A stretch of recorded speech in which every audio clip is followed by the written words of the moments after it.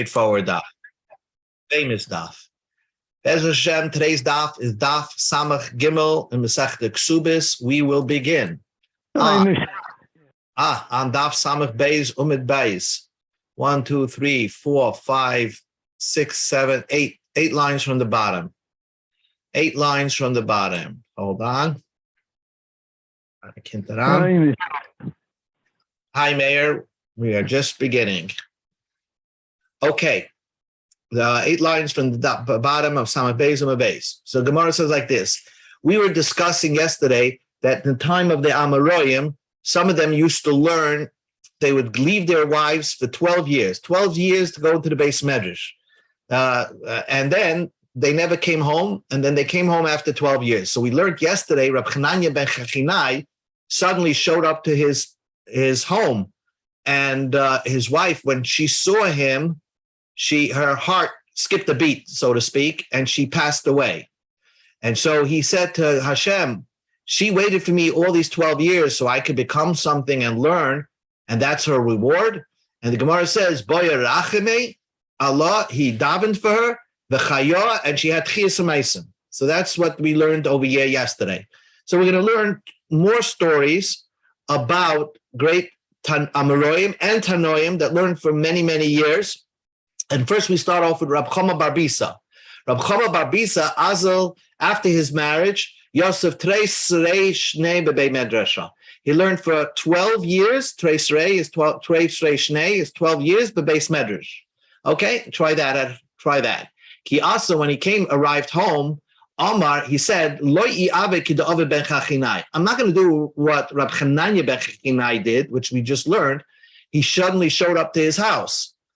Ayel Yasser ben Midrasha, he went to the Beis Medrash of his hometown, and Shalach Lebeisa, he sent a message to his wife that he's here, he's showing up.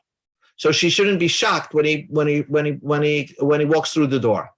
Azra Rabbi Shaya Berei. Rabbi Shaya, his son of Rab Chama. Rab Chama had a son, Rabbi Shaya, and his son showed up. And the Gemara says, Yosef Kamai. Rabbi Shaya sat in front of Rab Chama. He didn't know it's his son. It's just, maybe the wife sent him, your father is here. Go to the Beis Medrash. You'll see him for the first time. And this Rabbi Shaya of a Kamasha Lishmaitza was starting to ask questions to Rab Chama.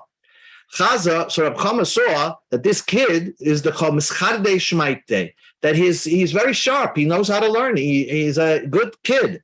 Chalash Daite, he felt very bad. Omar, he said to himself, if I was here, I would have had a child like this. In other words, I would be able to mechanech a kid like this, if I'm home. But you realize one thing, that sometimes, even if you didn't mechanech a kid, the kid could become a superstar without you. And that's what happened over here. So the kid, on the basis, so he went to his house. He showed up to his house, and then he walked in and probably had a schmooze with his wife. Olbrei, this kid, Rabbi Shaya, came in, but he didn't recognize him. Kamkame. So Rabbi Chama just stood up for this kid. Who saw him? Because he thought that's not his son. He thought Lemishale Shmaitza Kaboy. He wants to ask me more questions. Amr laid the basis. So his wife told Rabbi Chama, Mi'ike Abba Dekoim Mikame Bara. Is there a father that stands up from your son? This is your son. Oh, so he was so happy. Kari Alei Rami Bachama, he made the pasuk on himself. Kachut Hamashulash Loi B'Meher Niyatak. If there's 3 members of the families of 3 generations, Erlens, the Zaydelens Cipher, and he's learning Cipher, and the Einikel is learning Cipher, then the Torah remains in that family. And that's what he said about himself. Zer Rabbi Shaya, this is this kid. Benoisha Rab Chama, the son of Rab Chama. Bar Bisa, his father, Rab Chama Bar Bisa, was also a great Talmud Chacham. So that's the end of that story. Of Rab Chama, who learned also 12 years. Now the Gemara says the famous story about Rabbi Akiva. Rabbi Akiva, Ra'aya the Ben Kalba, Savua. Rabbi Akiva was a worker. He was a shepherd for this rich person called Ben Kalba, Savua. Right? He was a very big Machnas Orech. So therefore, they called him the dog. You walked into his door like a dog. You left very full. So Rabbi Kiva was a worker there. He was a shepherd. Hava Chazisa Brate, the daughter of Kalba Savua, saw him. The Habat Sinia, he was modest. In other words, he had a lot of inner talents, but he didn't show off about them. Umale, and he saw that he had good midas. So two prerequisites for somebody who wants to become very special.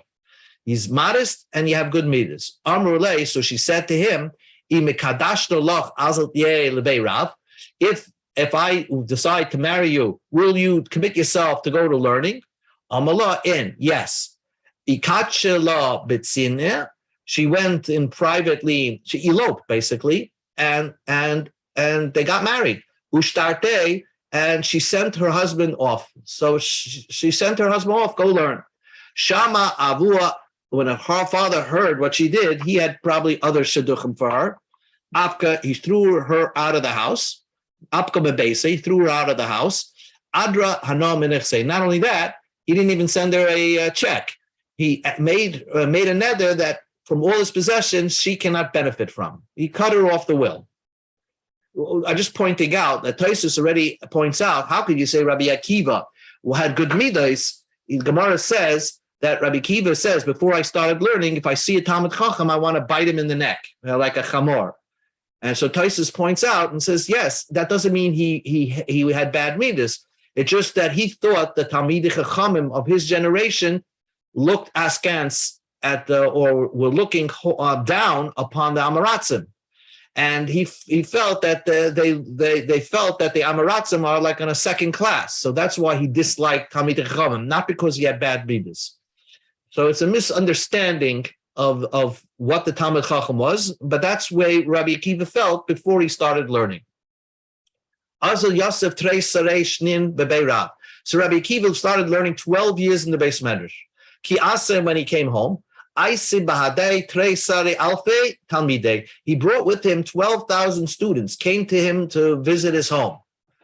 And he's mamish right by the threshold to go into his house. Shamay lahu saba, he heard this old man, the Kamala, that was telling his wife, Ad kama, we go to Samach Gimel Amud Aleph, Ad kama kumedap amunos chayim. How long are you going to custom yourself to be a widow that's still alive? Your husband doesn't show up, you're married to him, and you're living like this. And probably she was living in poverty. Amr Allah, and Rabbi Akiva is listening to this conversation. Amr Lay, so Rabbi Akiva, this wife, the daughter of Pascal Basvua, told this old man, if my husband would have listened to me, I wish he would live. He would go another 12 years. So Rabbi Akiva did not even want to enter his house. He didn't want to say hello and sit down for a cup of coffee.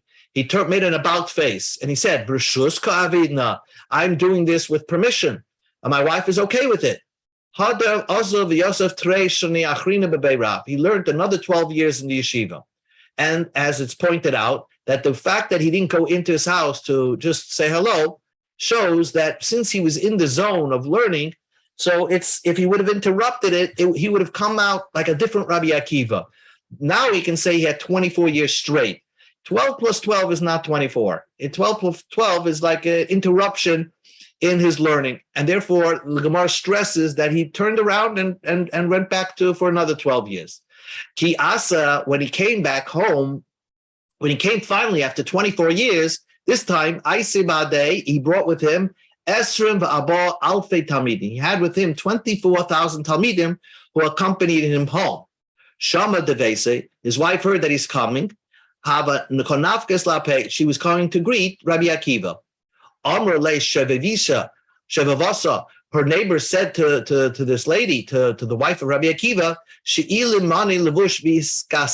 it's appropriate for you to borrow some nice clothing and cover yourself with it. In other words, don't greet your husband with shmata-looking clothing. Amrlu, so she answered a teretz, Yedea tzadik nefesh behemtoy. The tzaddik knows the soul of his animal. What she meant to say is that he knows he doesn't need me to dress up to him. But what she meant to say is that our relationship is like soul bound. Our neshamas are connected, so I don't need to dress up. So he should like me. we have such a close relationship, even though we didn't spend too much time together, that he knows my soul and I know his soul, so we're connected like that. Kimati lagabe, when she met Rabbi Akiva, nafla al apa, she fell to the floor, and she started kissing his feet. So the Gaboim wanted to push her away. It's not appropriate for a woman to come to kiss his feet. Amar lahu, so Rabbi Akiva said, Shifkuha, leave her alone. Shali v'shalachem shalahi. That what I learned and what you learned, all is to her credit. So the Gemara says, Shama avua the asur gavar rabba lamasa. So the father, which is Ben Kalba Savua, heard about this great man coming to the city, right? So this great man is coming to the city. Amar, he said, Eza legabe efsha the meifa nibrai. Let me go see him. I heard there's a big, great man coming to our town. Let me go. Maybe he will nullify the neder, the vow that I made that my daughter should be wiped out from my possessions, should not have any benefit from my possessions. So he met Rabbi Akiva, not realizing that this is his son-in-law. Amalei, so Rabbi Akiva said to him, you made a vow, and you're coming to me that I should be matter the vow. I should untie the vow. Adaita de gavarava minadart. Would you have made a neder had you known that he would turn into a great person like myself? Amalei, so Ben Kalbasua said, I would be satisfied if my son-in-law would know afila perek echad, afila halacha achas, even if you know one perek or one halacha. So he would know. I would be happy with that. Now that could have been expected from Rabbi Akiva at that time, even because he was going to learn. So he would have walked home anyway, knowing one perek mishnayos or one halacha. So therefore, the whole neder was made by mistake. It was just done out of anger. So therefore, he gave him the heter that you don't have to keep the neder. He undid the neder. Amrle anahu. So Rabbi Akiva now introduced himself and says, I'm the man that was your former son-in-law.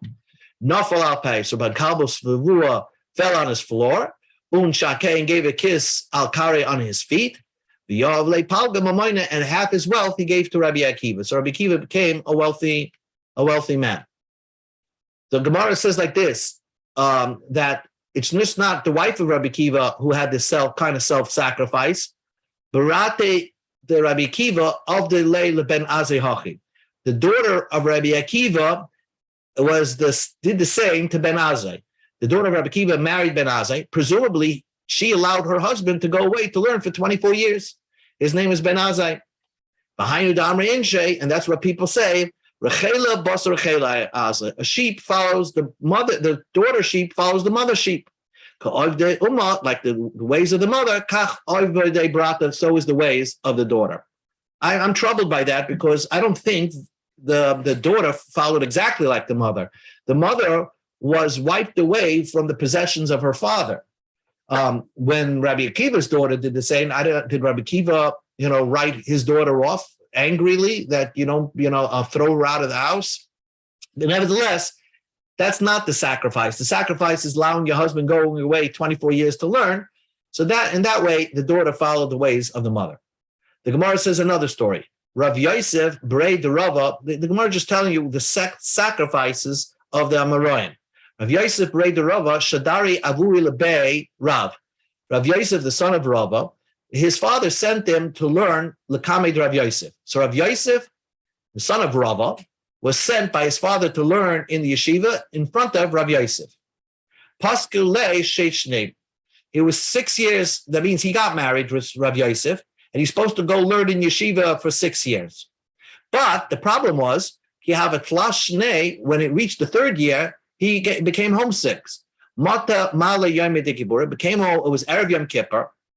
And Omar, he said, Ezel, let me go. Let me go see my wife, my family. Now, it's Erev Yom Kippur. You're not going to be able to even have relations with your wife, but it was just totally Shem Shemaim. He was really homesick. Shama Avia, but his father, Rava, heard that his son is leaving yeshiva early. He committed 6 years of learning. Shakal Mana Unufak Lape. The Gemara says he took a weapon and went to greet him. In other words, he was so angry at him that he was going to, cut him off. Amalei, And Rava, the father, said, "What do you leave your shiva early?" Zainoschan is zugaska. Well, that's a better word. Zugaska is diskarti. You remembered your marriage. That's how that kind of learning. You remembered you were married. I mean, who remembers that you're married? You're supposed to be a orangutan in the learning. Ika de ame. Other says amaloi. You remembered your bird. Itrid. They got into a very big debate between father and son. The father was trying to convince the son, go back, don't go home. And the son is saying, I miss home, I want to be home. So they got so busy in this back and forth. Loimar ifsik, v'loimar ifsik. This, not Rava and not Rav Yosef, were able to do the Suda Samavsekis. They went into Yom Kippur basically hungry because they were so involved in that conversation. Fascinating Gemara. The Mishnah begins. Now, these are good marriages that we discussed. That's what we're discussing, unbelievable marriages. But here, the Gemara is saying, sometimes these things don't work out. So the Mishnah begins, Hameredis al Balo. Okay, someone who she rebels against her husband. So what we're going to learn in the Gemara is Pashit. It means that how does a woman rebel against her husband? She decides she decides that she's not going to have marital relations with him, right? She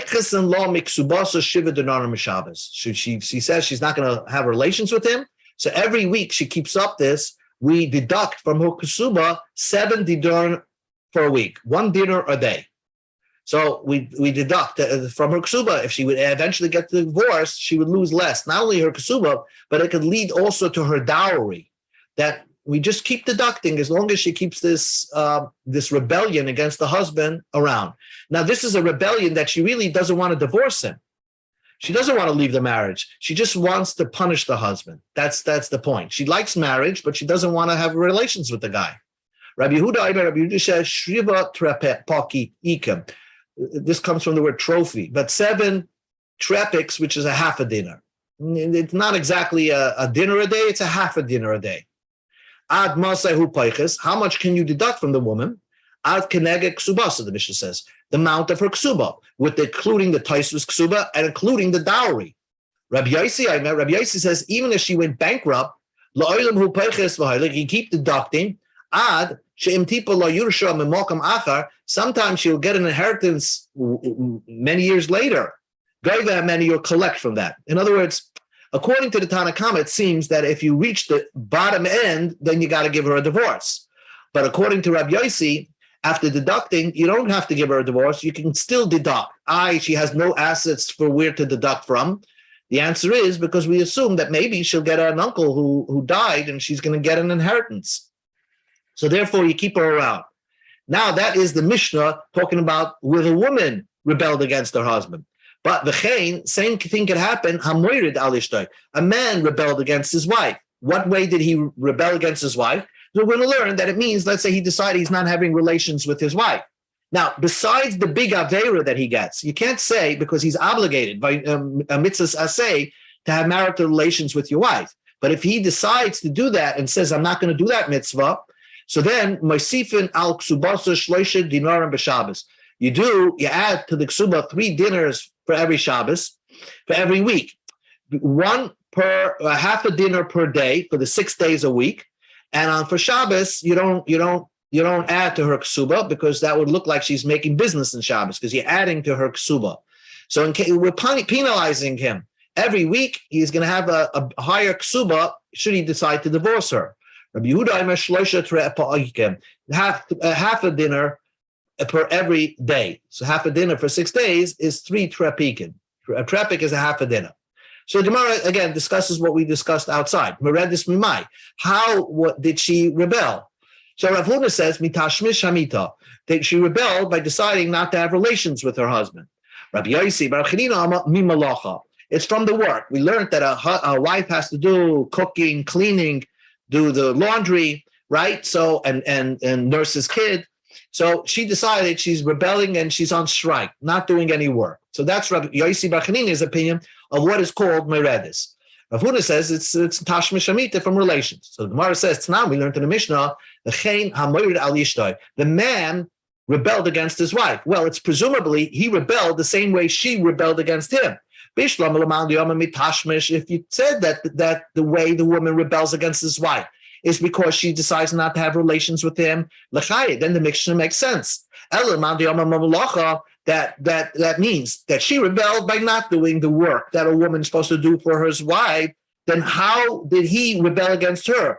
By not doing work for her. Is he obligated to do any work for her? It doesn't say that he's supposed to take her to weddings or do the laundry or do something. What is he required to do for her?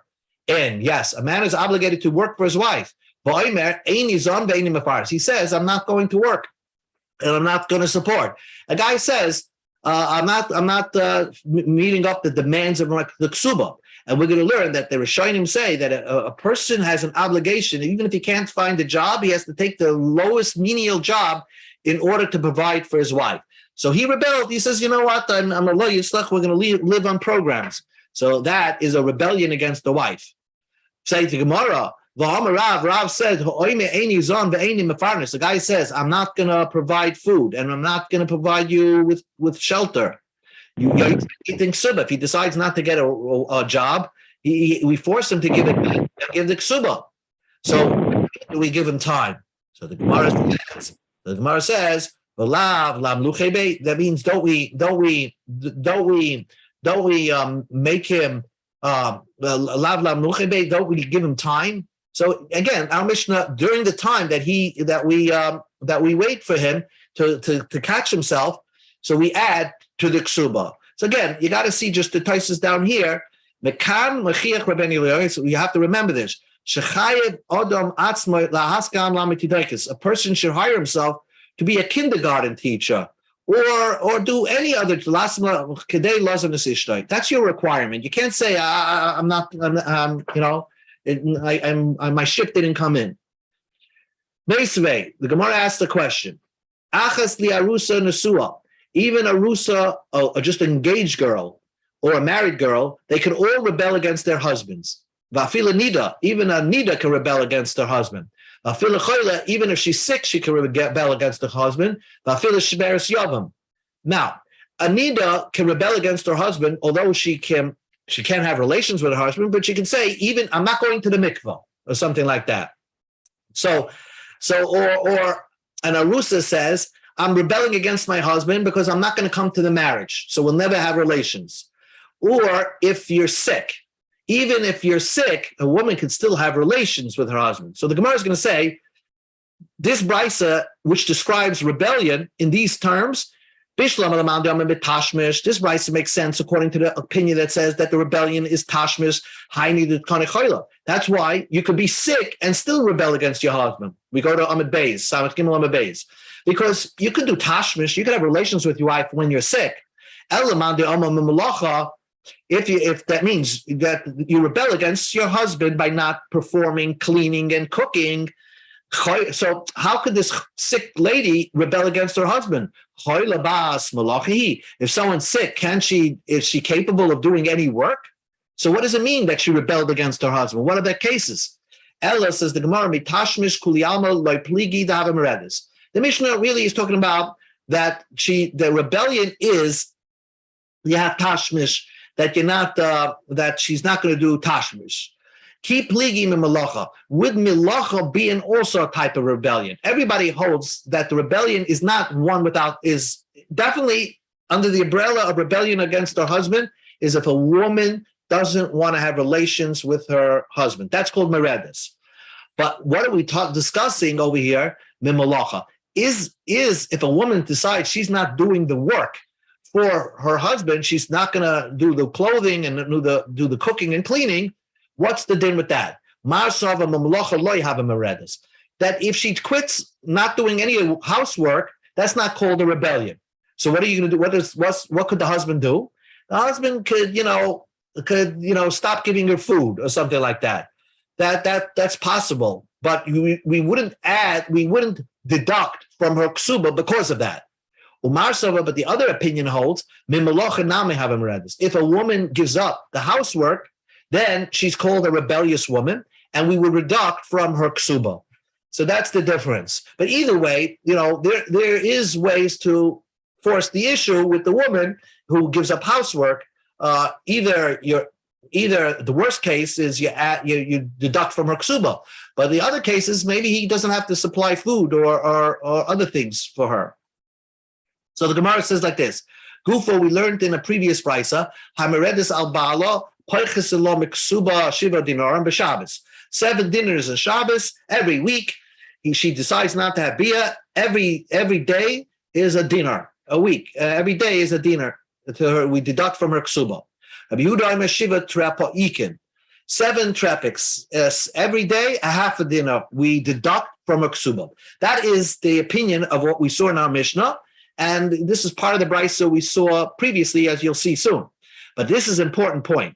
Rabbi Seinu Chazru v'Nimru. They made they started to recalibrate and decide to understand the halacha, and they decided there should be a new halacha, because this could go on forever. If it's just 7 dinrim b'Shabbos, it could go on for years and years that she's rebelling against the husband, and meantime he's not marrying somebody else, and he's going to not have children.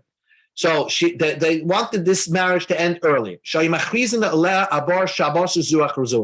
would make an announcement in shul that she's a rebellious woman 4 weeks. Every Shabbos in shul, they would make the announcement.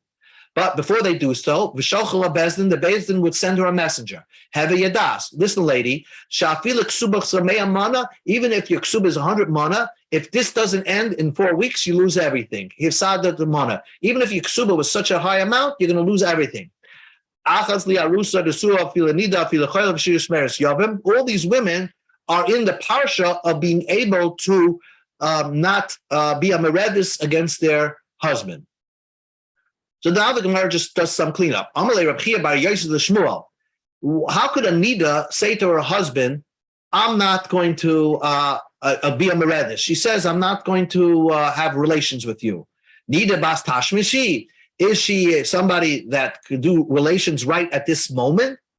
Amalei. So Shmuel answers, it's not that. She's saying to him that no matter what, after I go to the mikvah, I'm not going to sleep with you. So, and that he really feels bad. So that's called a rebellion. You can't compare somebody who has bread in his basket, knowing that in the future he'll be able to have relations with his wife, to a man, even though right now he can't have relations with his wife, he knows that in the future also he won't be having any relations with his wife. That's called a meredis, even by a nida, even if she is a nida. Now the Gemara continues. Amar Rab Chama, we just said in that we make announcements that this lady is a meredis. We go, where do we make this announcement? We make a shul, we make an announcement, we maybe put it on the bulletin board in the shul flyer that this woman is a meredis, but only in shul, not in the marketplace or anywhere else, only in the shul on Shabbos. Amar Rava Dekaname. Because the Ketani Rice says you do it on Shabbos, the announcement. Abba Shabbos Zuachazu. The Rice doesn't say you do it for 30 days. Shema Mina is a proof that the announcement is made on Shabbos, where everybody's off from work and when everybody's in shul. That's when you make this announcement. Amar Rabbi Bachama clarified. Pamayim Shalchul Ami Bezdin. They send a message to Bezdin from her. Achas koydem achraza, achas lach achraza. One before the announcement. They warn her, they're going to make an announcement in shul. You're going to be embarrassed. And then, after the announcements were made, they come back to her. Do you regret it? Are you going to change your mind? And if not, then she lost her whole ksuba. Even right after 4 weeks, we don't keep this going. Darash Rav Nachman Rav Chizda, halacha Rabbi Seinu. The halacha is like Rabbi Seinu. If a woman decides not to have tashmish with her husband, we keep this going for 4 weeks and then we wrap it up. Amar Rava Hai Brucha. Rava says that's nonsense. Not true. You should maybe give it more time. Amar Le Rav Nachman Yitzchak. My Brucha say, what do you mean this is not appropriate to paskin like Rabbi Seinu? Ano Amr Senelei Mishmei Degava Rabba Amr Senelei. I Rav Nachman said this that we paskin like Rabbi Seinu. I didn't make it up. I said it in the name of a great man. Umani, who's a great man? Rabbi Yossi Bar Chanina. Rabbi Yosef Bar Chanina said we should paskin like Rabbi Seinu, not like our mission that says you deduct a little bit every week from the ksuba. No, like the Rabbi Seinu who said you wrap this whole thing up in 4 weeks. That's what. So why did you Rava? So the Gemara says, what did Rava not want to paskin like Rabbi Seinu? What did Rava feel that's wrong? We should keep the marriage going and stretch it out longer. So the Gemara says, Kiha, Rava held Kiditma, like what another teaching. Rava Amar Asheshes. Rava had a tradition for Asheshes, halacha nimlachim ba. The halacha is that you nimlachim ba. You try to make peace over here, and you keep it going. And Rav Huna bar Yehuda Amar Rav Sheshes halacha ein nimlacha. The halacha is you don't ask it, you don't ask her. That's what nimlachim ba. Nimlachim ba, you keep the get and you try to you delay the get, and you try to convince her, maybe think it over, and therefore you keep it going for 7 weeks. So that's what Rav Sheshes said. You keep the marriage going. But Rav Huna said in the Rav Sheshes, that's not true. You have to end it right away. What is called a rebellion? I mean, a woman, we spoke this out. What does it mean she's rebellion against Tashmish? So the Gemara says, Amar Amemar said, the Amra, she's saying, I don't want a divorce. I can't figure women out. I like the guy, but I want him to cause him stress. So I want to stay in the marriage, but I want to cause him pain by not having marital relations with him. So that's called a meredis. She likes marriage, but she doesn't like relations. Avo, says the Gemara, a very important point. Amra mi'is alei, but if she says, I hate the guy, he's disgusting, he's repulsive to me, loy kafina lo, we don't force the issue. We ask him to give a get. I guess we don't deduct from her ksuba. And we try to convince him to give a get because she doesn't like him anymore. That's the end of it. Marzutra ama kaifina law. We try to force the issue and ask her to stay. In other words, what do you mean you don't like your husband? So you'll see what it's like not to have a husband. And they try to put pressure on her to stay. Whatever that pressure is, the Gemara doesn't describe. But you put pressure on her to keep the marriage going. Says the Gemara story. There was a story. That there was a couple who had very big shalom bayis problems, and she wanted to leave him. Marzutra forced her to stay with her husband. And what happened? Rab Chanina from Surah was the result of that union. In other words, you see, a great tzaddik came of it. Had Marzutra not forced the couple to stay around, you wouldn't have this great person come out. So Gemara says, you can't bring a raya from that story. Hosam siyata d'shmaya hava. Gemara says there was a special, that's not a normal story. That was a special assistance from heaven that Rab Chanina came out. But normally, if the woman is repulsed by her husband, we don't force her to stay in the marriage. Then the Gemara just finishes off over here. Kalosid Rav Zid Imrada. The daughter-in-law of Rav Zid had a son.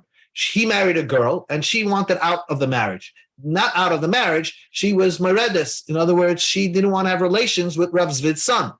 She was holding on to one item of clothing, an expensive item of clothing that she brought that was part of the dowry of her ksuba.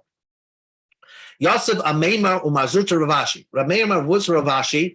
The Yosef Ragamda Bagabay. The Ragamda was sitting amongst them. So the halacha is of meredis. We deduct from her ksuba. But do you deduct the item of clothing that she was holding on to, that she brought as the dowry? Yosef Kamra. They all said, Marda hifsida b'loisea kayamim.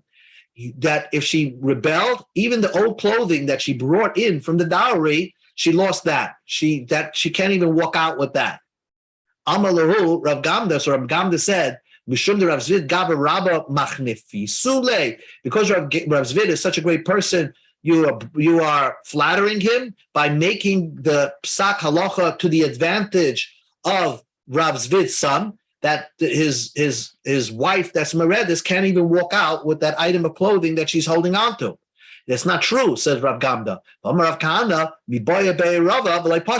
Rava had a question about that matter, and he didn't come to a conclusion. So possibly she's allowed to keep that item of clothing. Ika de Amre, there's another version of the story. Yasi v'kamre, they were saying, Barda, if she rebelled, lo yafsi the bloiseha kayamim. She did not lose all the clothing that are still around from the dowry. She can take that when she finally gets the divorce. So she keeps that. On that, Amalu Rav Gamda said to the other people who were on the Dayanim, which is Ameimar, Marzutra, Ravashi. We go to the top of the page of Samach Daled just for a moment. Mishum de Rav Zvid Gavra Rabahu, because Rav Zvid is such a great person and he's humble, so he's going to allow her to keep it. You turn around the din against him because he's Michael and whatever she takes. Hamar Rav Kahana said, Rav Rava had a question if she's allowed to keep it or not allowed to keep it, and this was not answered. So don't let her keep that item. So the Gemara concludes, Hashta the loy itma lo hachi v'lo hachi. Now that we don't know what the halacha is, can she keep the item of clothing that she still has from the original marriage? Let's say it's her wedding gown. Does she get to keep that? Tafsa, if she grabs it and doesn't release it, loy mapkina minah, then we don't take it from her. Loy tafsa, but if she didn't grab it, it's in storage or something, loy yavina lo, we don't give it to her, she loses it. But nevertheless, by a meredes, umashina le tresa yacha, even a woman who said ma'us alai, all right, the guy, she says, I want out of this marriage. We don't force the marriage to dissolve 2 seconds later. You try to delay it. Tresa yacha shate agita. You delay it for 12 months before you give a get. Uvahanach tresa yacha shate leslo mezayne debal. For those 12 months, she doesn't have food from the husband. But the reason why we delay it, even though she wants out of the marriage right away, is because perhaps, over a period of time, she'll rethink it. Maybe they'll get back together. And so you'll have a good ending to this story. Okay, so ended the Gemara over here. Thank you. Okay, thank you, everybody. Have a good night. Good night.